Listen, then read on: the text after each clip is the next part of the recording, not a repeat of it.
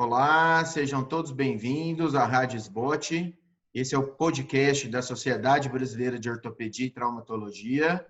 Hoje nós teremos mais um episódio do programa Ossos do Ofício, com o tema Cirurgia Lisa e Dor Pós-Operatória. Onde erramos? Como podemos melhorar? Eu sou o Dr. Frederico Barra e estou junto hoje aqui com o Dr. Osvandré Leque, Moisés Cohen e o Dr. Jean Clay. Sejam todos bem-vindos aos colegas. Então, eu vou começar as perguntas com o Dr. Osvandré. Dr. Osvandré, no membro superior, principalmente as cirurgias do ombro, que o senhor costuma fazer muito bem, o que o senhor faz no pré-operatório para poder tentar aliviar a dor do paciente já pensando no pós-operatório? Dr. Osvandré é chefe do Serviço de Cirurgia de Ombro e Cotovelo do IoT de Passo Fundo, presidente do International Board of Shoulder and Elbow Surgery e presidente da SBOT de 2011. Colegas ortopedistas, muito importante o período pré-operatório. Para início de conversa e sem querer elogiar indevidamente os meus colegas que estão participando, este é um livro que a leitura é obrigatória hoje em dia. Foi um livro produzido na SBOT no ano passado, na gestão do Moisés Cohen, que está aqui nesse podcast, e que teve também o Frederico Barra como um dos editores. Esse livro resume muito do que o ortopedista precisa saber em dor. Para ser mais direto na tua pergunta, Frederico, eu gosto da analgesia pré-emptiva, ou seja, antes do procedimento, quando se trata de algo realmente de grande porte. Uma revisão de uma artroplastia, ou seja, eu troco uma M para uma reversa, algum procedimento realmente extenso. A analgesia pré-emptiva ajuda muito, e ela é composta essencialmente do mecanismo multimodal. Eu associo um analgésico, um anti-inflamatório e também uma pregabalina. E isto lota os sensores de dor, diminuindo o pain threshold que existe e que é aquela liberação de dor intensa pelo trauma cirúrgico. E isto apenas para casos enormes. Doutor Osvandré, o senhor costuma pedir para o anestesista estar fazendo bloqueios? Ou só opera com anestesia geral? O nosso padrão é de um procedimento de ombro sempre baseado num bloqueio de Winnie, que é o plexo braquial alto, seguido de sedação ou de anestesia geral, dependendo da preferência do colega. Ok, obrigado. Doutor Moisés, e no membro inferior, nas cirurgias do joelho, osteotomias, artroscopia, próteses, o que o senhor costuma fazer? Seja bem-vindo, doutor Moisés Cohen é professor titular de ortopedia, traumatologia e medicina do esporte da Unifesp, presidente da SBOT 2019 e ex-presidente da ISACOS, da SLARD, da SBCJ e da SBRAT. Bom dia, doutor Moisés. Olá, Frederico. Olá, Jean Clay, Osvandré, caros colegas. Eu acho que a analgesia, como o Osvandré pode falar, é algo que sempre bateu um pouco na minha cabeça. Por quê? Porque nós temos o hábito de deixar isso a critério do anestesista. Nós somos, de certa forma, como ortopedista, perdendo um pouco o espaço de controlar a dor, seja ela pré, seja ela pós-operatória. E essa é a razão pela qual eu fui um dos que incentivei a formação do comitê de dor, a elaboração desse livro para auxílio do ortopedista, e a SBOT tem feito vários cursos como esse que nós estamos falando aqui sobre a analgesia. Então, eu aprendi ao longo de todos esses cursos e com o pessoal que se dedicou mais à dor, a importância de você saber utilizar a medicação na hora correta. Nós tínhamos muito hábito do se necessário, se necessário. Hoje a gente entendeu, o Dr. Osvandré resumiu muito bem, a importância de você utilizar. Então eu uso de rotina, nos casos de maior porte, como ele falou, próteses, ou revisões ligamentares, ou osteotomias, eu começo sim com uma analgesia pré-operatória, dependendo do tipo de paciente, faço exatamente a associação que ele colocou, pregabalina, anti-inflamatório, analgésico, e eu valorizo bastante também a questão do intraoperatório, já não é tão pré, mas já é mais um intra, a realização dos bloqueios. Então, no primeiro momento, a gente fazia muito bloqueio femoral. Hoje, eu tenho uma opção maior por fazer na região dos adutores, porque isso dá uma mobilidade melhor. A gente teve casos de pacientes que se sentiam muito bem, resolveram levantar da cama e o bloqueio femoral acabou fraquejando a perna, ele sente falseio, porque obviamente atua na musculatura da coxa. Então, eu prefiro hoje o bloqueio mais na região dos adutores, isso dá um pós-operatório melhor. E também outra coisa que eu faço nessas cirurgias maiores, onde tem incisões maiores, eu faço a injeção de um anestésico ou de xilocaína ou naropim, enfim, na incisão cirúrgica, quando vai fazer a incisão cirúrgica, para que isso possa diminuir um pouco a chamada memória da dor pós-operatória. Então, eu valorizo bastante a analgesia no pré-op, sem sombra de dúvida. Doutor Moisés, o senhor costuma fazer, ou pedir para o anestesista fazer morfina intraarticular, ou então aquele bloqueio de cápsula, o IPAC, nas cirurgias? Eu faço um bloqueio, faço injeção intraarticular, sim, mas quando é uma cirurgia aberta, eu faço a injeção das drogas com todo o contorno das partes moles, inclusive no periósteo, uma prótese, por exemplo, na zona cruenta. E quando é uma cirurgia ligamentar ou uma cirurgia artroscópica, onde você faz uma intervenção grande, eu de rotina faço a injeção intraarticular também. Ok, muito bem, obrigado pela participação por enquanto. E o doutor Jean Clay, bom dia, Jean. Tudo bem, Jean, um colega de Belém, lá do Pará. O doutor Jean vai falar para a gente o que ele costuma fazer no pré-operatório ali da cirurgia do trauma, né? Às vezes no trauma não tem muito tempo, né, de você preparar o paciente ali um mês antes, o paciente já está internado e no máximo 1, 2 dias antes da cirurgia. O doutor Jean Clay é coordenador dos serviços de ortopedia e traumatologia dos hospitais Porto Dias e Adventista de Belém. Ele é presidente da Comissão de Campanhas Públicas e Responsabilidade Social da SBOT. Bom dia, Jean. Fica à vontade para falar, então, o que você costuma fazer nos seus pacientes com fratura, com trauma. Bom dia, Frederico. Primeiro, falar da minha satisfação de estar aqui, no meio de grandes profissionais, grandes professores, que eu sempre tive como referência na minha vida profissional. Bom, quando a gente fala em dor, existem muitos aspectos extremamente importantes. Eu acho que uma das coisas mais importantes, quando a gente fala em dor, é a gente tentar individualizar ao máximo o tratamento, a prevenção para aquele paciente. Quando eu estou com uma cirurgia eletiva, eu tenho tempo, como você bem disse, de eu caracterizar e iniciar essa analgesia preventiva. Então, em cirurgias eletivas, tem pacientes que começam com medicação 3, 4 semanas antes da cirurgia. Mas no trauma eu não tenho essa condição. Então, o que eu preciso definir no trauma é o perfil desse paciente, saber se esse paciente tem um histórico de dor crônica, saber se esse paciente tem algum histórico de ter um perfil de catastrofização. Isso é extremamente importante para eu definir minha conduta. O que é importante? A estratégia que a gente usa no paciente de trauma. Como eu não tenho todo esse tempo para preparar o paciente, eu tenho que fazer uma analgesia pós-operatória bem contemplativa para que eu possa, de fato, quebrar aquela dor intensa do pós-operatório. Isso é extremamente importante. Então, a gente usa, sim, a terapia multimodal. Eu sou um fã incondicional da terapia multimodal. A gente usa várias drogas, uso muitos adjuvantes, gosto muito de pregabalina, uso opioide fraco. Opioide forte, eu costumo usar dependendo do perfil do paciente. E aí uma coisa prática que eu uso muito no meu dia a dia é você tentar ver qual que é o risco desse paciente de fazer adição a um opioide forte. Então, hoje existe uma série de ferramentas, até o nível de aplicativo que eu uso muito no meu dia a dia, para tentar evitar que esse paciente tenha dor no pós-operatório.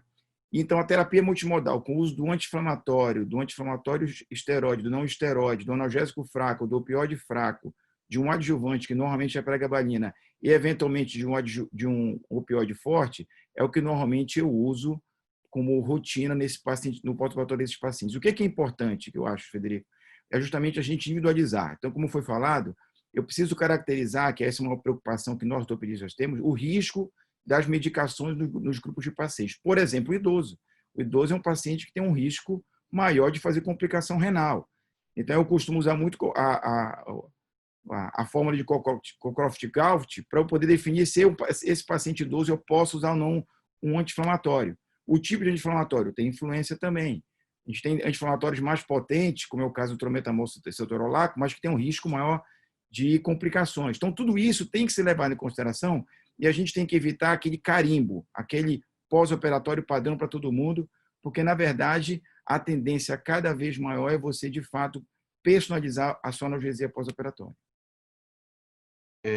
Eu acho que é isso mesmo que todos conversaram, né? Por exemplo, nas cirurgias de coluna, a gente costuma fazer ali, se for uma cirurgia eletiva, uns 30 dias antes, a gente já entra com a pregabalina na dose de 75, de 150 miligramas ao dia, para poder dessensibilizar o paciente e ele usar menos opioide no pós-operatório. Agora, se é uma cirurgia de trauma, né? O paciente chegou hoje no pronto-socorro, já vai estar internando, aí você geralmente usa uma dose um pouco maior, talvez 300 miligramas de pregabalina, um dia ou 2 dias antes da cirurgia, isso ajuda bastante. E como o doutor Moisés falou, as doses, os bloqueios são extremamente importantes, os bloqueios regionais, os bloqueios locais com anestésicos, isso vai ajudar bastante a diminuir a dor. E o doutor Osvandré contou muito bem que mesmo o paciente sendo submetido à anestesia geral, né, na cirurgia do ombro, geralmente ele vai para anestesia geral, é importante fazer o bloqueio, né? Os anestesistas têm usado ultrassom dentro do centro cirúrgico para bloquear melhor, porque isso vai ajudar bastante na recuperação, tanto no pós-operatório imediato quanto no pós-operatório domiciliar. Bom, doutor Osvandré, eu queria perguntar para o senhor agora sobre o que o senhor faz ali no pós-imediato e no pós-operatório para casa. O que o senhor costuma fazer com o paciente já? Acabou a cirurgia, deu tudo certo, né? Foi uma cirurgia lisa, cirurgia rápida, sangrou pouco, o raio-x está excelente no pós-operatório. O que a gente faz para o paciente não ter dor ali quando vai para casa? Frederico, como o Jean falou há um minuto atrás, é importante conhecer o paciente. Portanto, todos os as minhas prescrições pós-operatórias são baseadas nas comorbidades do paciente. Isto é o que vai guiar para mim a minha prescrição. É uma verdade. No entanto, existe uma quantidade enorme de cuidados que nós podemos ter para aliviar a dor sem o uso de medicações. Vou dar um exemplo. O uso correto de uma tipóia no pós-operatório de uma cirurgia do ombro é essencial, é fantástico, diminui a necessidade de analgésicos. No caso de uma cirurgia de mão ou punho, uma correta imobilização, não aquela feita lá pelo estagiário, pelo R1, ele pode fazer, mas com orientação nossa, e braço elevado acima da linha do coração nos primeiros 2 dias. Isso é essencial para diminuir a dor. Gelo local é extremamente importante. E algumas coisas que talvez alguns colegas não conheçam. Eu li um artigo revelador tempos atrás. A mobilidade do pescoço e da musculatura que se origina aqui na coluna cervical e que vai até o ombro, quando bem alongada, portanto, fazendo mobilidade da cervical, diminui a dor do ombro operado. Isso é fantástico, porque o paciente gosta de fazer. É como se espreguiçar. Portanto, eu gosto de mostrar para o paciente uma relação, orientações que eu dou por escrito para ele realizar em casa. Mobilidade da mão, mobilidade do cotovelo e coisas assim. Isto tudo é sempre útil para diminuir a dor, melhorar o conforto. Como analgesia clássica para a boa maioria dos pacientes, eu associo um opioide leve e um analgésico comum, sem o uso necessariamente de anti-inflamatórios, que, embora não seja algo condenado o uso, se sabe que nós precisamos da inflamação para chegar até a cicatrização. Portanto, se eu puder evitar anti-inflamatório por longo tempo, eu prefiro. E daí eu controlo essa analgesia de acordo com as necessidades pessoais, usando o meu telefone. Eu gosto de conversar com os pacientes no pós-operatório e saber como aquele paciente está. Muito bem. Doutor Moisés, além do uso da escada, né, analgésica da dor, ali, aqueles degraus da dor, degrau inicial, anti-inflamatório, os adjuvantes, né, a pregabalina, o degrau intermediário, o opioide fraco, que o paciente está com a dor moderada, e a dor intensa, que a gente vai entrar ali, então, com um opioide forte, né, na dor aguda, pós-operatória, a gente sempre desce a escada, porque o paciente vai estar com a dor importante no início. Que o senhor, como o doutor Osvandré já citou, o senhor costuma ter alguma técnica diferente para o membro inferior? O senhor costuma associar já uma fisioterapia inicial, programas de fast track, né, de alta hospitalar mais rápido, ou então a acupuntura mesmo no pós-operatório? O que o senhor costuma fazer de diferente, além da analgesia da escada da Organização Mundial de Saúde? Em relação a essa analgesia, realmente eu sigo a escada, é algo que eu acho que é extremamente didático. Eu me lembro a primeira vez que eu vi uma aula sobre isso, se encaixou exatamente naquilo que a gente pensava. E abandonei algo que nós fizemos muito tempo, né? Então, só tomar remédio se necessário, só tomar remédio se tiver dor. E aí o paciente, no afã de querer suportar, quer dizer, a dor que poderia ser desse tamanho fica enorme, e aí o cuidado e o trabalho para ele poder recuperar, fazer a analgesia é muito maior. Então, eu prefiro manter a analgesia de saída, sim. Ele vai para casa com a mesma orientação que o André acabou de colocar, não vou ser repetitivo. No intraoperatório, eu valorizo bastante a realização da fisioterapia, mas muito controlada. Não existe uma receita de bolo para todos os pacientes. Tem que analisar o perfil do paciente, o tipo de cirurgia, a intensidade da dor, mas dentro do possível eu já trabalho com isso. E algo interessante que nós temos que chamar a atenção aqui, e é papel do médico também mudar um pouco, é a cultura do nosso paciente. Então, o paciente, ele está no hospital, ele faz uma cirurgia, ele quer ficar lá o máximo que ele puder, porque ele se sente mais seguro, entre aspas, e acha que no hospital ele não vai ter dor, na casa dele ele vai ter dor. Então, eu acho que com o domínio maior da analgesia, a gente também se sente mais encorajado de mandar o paciente embora. Então, cirurgias vou dar um exemplo, ligamento. Antes ficava 2 dias internado, hoje eu mando embora no mesmo dia. Artroscopia, faz de manhã, vai embora depois do almoço. Uma prótese, às vezes, no passado ficava aí uma semana, no terceiro, quarto dia está indo embora. For unicompartimental, vai embora no dia seguinte. Por quê? Porque a gente manda o paciente embora para casa com uma segurança maior em relação à parte da analgesia, que é o grande temor dos pacientes. E eu chamo a atenção para uma outra coisa. É muito importante que você explique para o paciente o que você está fazendo e o tipo de medicação que você está dando e o porquê. Por que isso? Porque quando ele for ler a bula, e hoje a maioria dos pacientes faz isso, principalmente numa pregabalina, ele te liga imediatamente. Doutor, eu não vou tomar esse troço. Não dá para tomar isso aqui, dá um monte de efeito colateral, reage com não sei o quê. Então, se você se adiantar e já dizer a ele, olha, eu vou te dar isso, mas na bula está escrito assim, se você sentir tal coisa, você me liga. Eu também sou muito adepto ao esquema do Osvandré, meus pacientes têm meu celular, sim. Então, eu acho que essa interação paciente-médico, explicando o que você está fazendo, é fundamental até para o resultado da tua analgesia. Então, eu acho que esse é o ponto importante da explicação de o que você está dando, efeitos colaterais, já prepara o paciente, não quer dizer que ele vai ter, mas ele já tem que se sentir mais seguro e com isso, tudo isso que você falou, de mandar embora mais cedo, mais segurança, menos dor, vai acontecer. Ótimo, excelente. Jean, você que está falando muito sobre trauma nesse podcast, como é que você orienta os seus residentes ou então os colegas aí do hospital, né? Que às vezes o trauma a gente sabe que às vezes nem sempre o colega que opera é o que vai dar alta, né? É o que vai acompanhar no ambulatório. Como é que coordena essa situação junto aos seus preceptores e aos residentes aí no hospital, para analgesia do paciente? Bom, no hospital, nos hospitais que eu coordeno, a gente já tem um protocolo bem definido sobre analgesia pré e pós-operatória.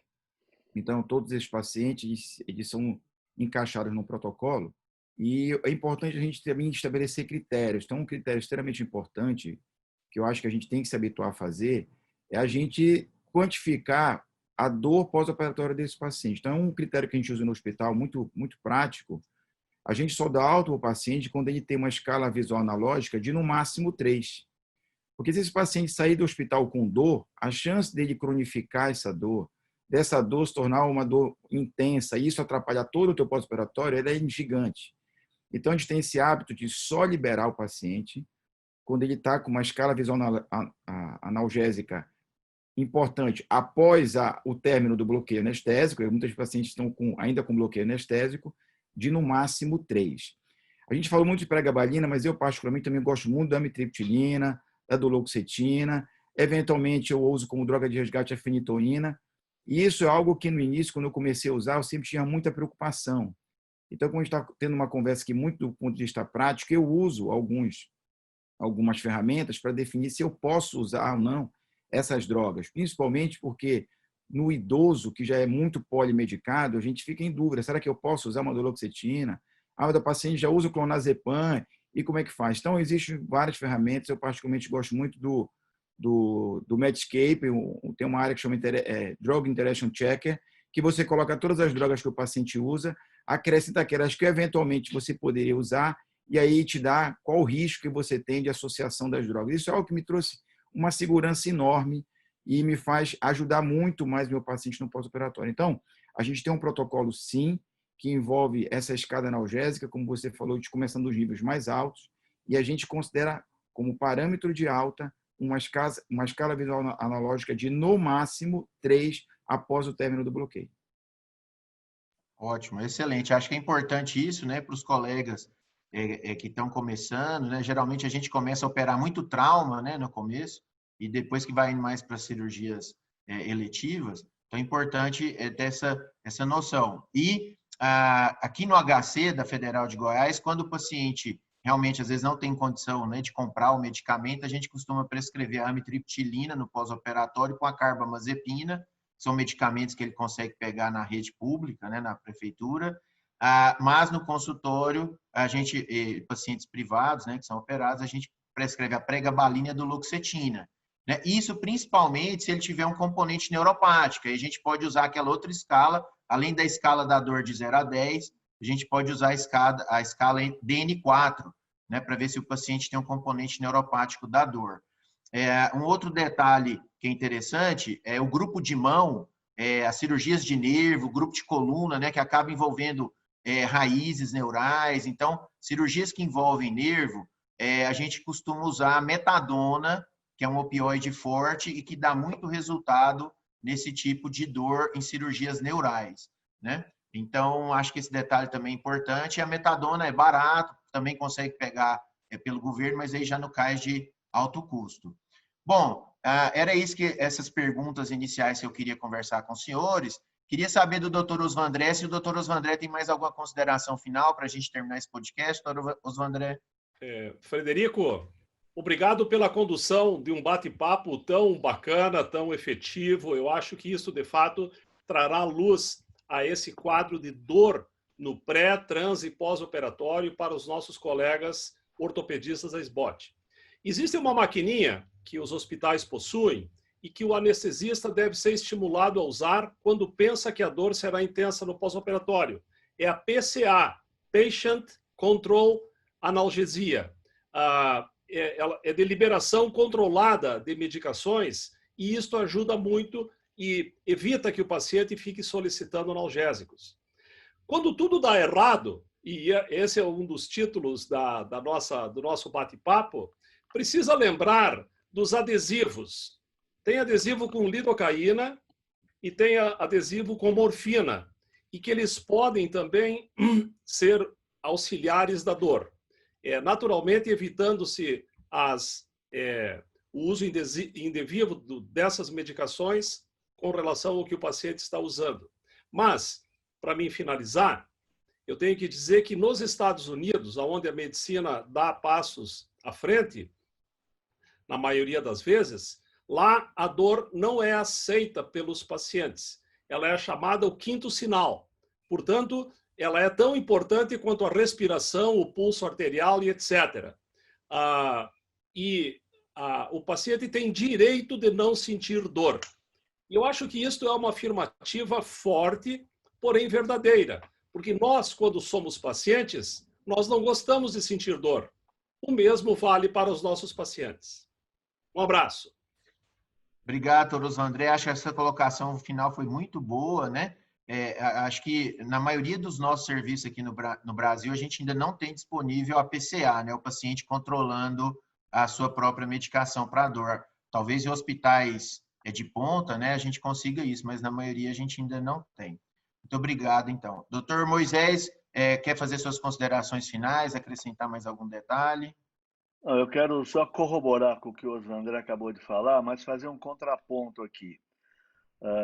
Eu, por exemplo, usei muito tempo o PCA e hoje eu não tenho usado mais, porque o paciente, e dependendo do perfil do paciente, ele simplesmente, uma dor desse tamanho, ele começa a apertar o dispositivo e chega um momento que o dispositivo tem um autocontrole, você dá tantos shots por tanto tempo.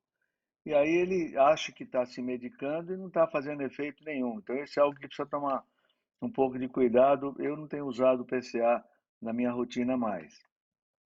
De outra forma, o contraponto que eu queria chamar a atenção é que, eu já disse anteriormente e vou reforçar, é importante que o médico, nós que estamos medicando, conheçamos os efeitos colaterais para poder prevenir o paciente. Então, a morfina é muito bom, maravilha, mas ele pode ter prurido, ele pode ter náusea, ele pode ter uma retenção vesical. Então, você tem que avisar que isso poderá fazer parte, ou eventualmente, se começar, você já explica esse efeito da morfina, tem que fazer uma sondagem. A metadona, da mesma forma, tem seus efeitos colaterais e às vezes os pacientes se sentem muito piores pelo efeito colateral do que pelo benefício. Então, eu só chamo atenção para esse aspecto e tem que conhecer o que você está dando. Não dá mais para a gente seguir apenas o propagandista do remédio. Olha, toma esse remédio, usa esse remédio, você vai lá sair prescrevendo. Então, é esse o ponto que eu queria chamar atenção. No mais, agradecer aos queridos colegas aí, os André, Jean Clay e a você, Fred, pela condição lisa dessa analgesia operatória e pós-operatória. Muito obrigado a todos. Tá certo, Moisés, obrigado. Importante lembrar, né, dos eventos adversos. Então, importante sempre hidratar bem o paciente. A hidratação diminui os eventos adversos dos opioides. Então, o soro, enquanto o paciente estiver no hospital, em casa, o paciente procurar hidratar. A retenção urinária, realmente, às vezes precisa passar a sonda de alívio para, principalmente cirurgias do membro inferior, com raquianestesia, né? O paciente é necessário pensar nisso. A náusea e vômito, geralmente ali na primeira semana, então entrar com o antiemético, né? O ondansetrona, o Dramin, o Plamete, o que você está mais habituado. Lembrar que a ondansetrona pode diminuir um pouco os efeitos analgésicos dos opioides. E para obstipação, né? A gente está falando aqui de dor pós-operatória, geralmente o paciente vai parar o opioide ali com uma semana, né? Não vai fazer tanto problema do ponto de vista de ritmo intestinal. Mas se o paciente for usar mais de uma semana opioide, ficarmos atentos para prescrever um laxativo. Então, o paciente que vai usar ali 15 dias, 30 dias de opioide, prescrever um laxante, pensando nesse ritmo intestinal, né, na obstipação que os opioides podem causar. Então, agora, para finalizar, o Dr. Jean Clay, suas considerações finais. Jean, obrigado pela participação. Bom, Frederico, eu que agradeço a oportunidade de estar aqui. Um tema extremamente importante. A SBOT ela vem sinalizando já há algum tempo o quanto que ela entendeu que essa é uma atribuição também do ortopedista. Eu, quando presidi a comissão de ensino e treinamento, nós colocamos na grade da prova de título do TEOT temas relacionados à dor. Ano passado, com o professor Moisés na presidência, ele deu uma grande alavancada. na hora que foi criado o comitê, na hora que foi estimulada a preparação de um livro. Quer dizer, a gente tem que estar tá muito claro isso, que de muito pouco adianta uma cirurgia tecnicamente perfeita se o paciente vai para casa com aquela sensação de sofrimento, de dor. E essa é a lembrança que ele vai ter da cirurgia. Então, isso a gente não pode delegar. Nós temos sim que entender de dor, a gente precisa estudar a dor, e a SBOT ela tem avançado muito nesse sentido, e a gente fica muito feliz de fazer parte disso.